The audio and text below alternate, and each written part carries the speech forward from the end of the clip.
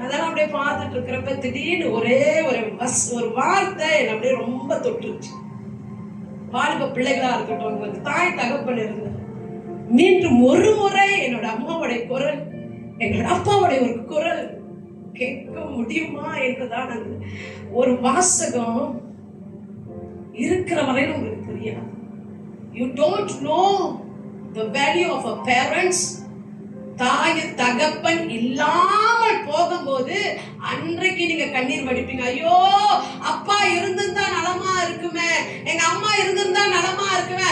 அம்மா இருக்கிறப்ப அம்மாவை மதிக்கிறது இல்ல, அப்பாவை மதிக்கிறது இல்ல, அம்மாவை நோகும்படியாக பேசுறது, அப்பாவை நோகும்படியாக பேசுறது. அவங்க இல்லாத கால கட்டங்களில அவங்களோட சாவுப்பட்டி முன்னாடி நீ அமர்ந்து நின்று கண்ணீர் வடித்து நீ கூப்பாடு விட்டு அழுகிறது எந்த ஒரு பிரோஜனமும் இல்ல. தேவ பிள்ளையே, கர்த்தருடைய பிள்ளைகள் இருக்கிற நாட்களிலே தாயும் தகப்பனும் கனப்படுகிறவர்களா இருக்கணும். உங்க அப்பா என்ன தவறு வேணாலும் செய்யலாம், உங்க அம்மா என்ன வேணாலும் தவறு செய்யலாம், அது அவங்களுக்கு கர்த்தருக்கு உரியது.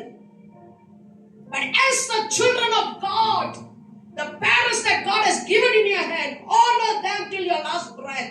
That is going to bring success in your life. உங்களுக்கு கொடுக்கப்பட்ட தாய் தகப்பனை நீ கனம் பண்ணும் போது உன் ஆயுசு நாள் முழுவதில் கர்த்தரோட ஆசீர்வாதம் மேல இருக்கும். அவங்க இல்லாதப்ப அழுகிறதுல பிரயோஜனம் இல்ல.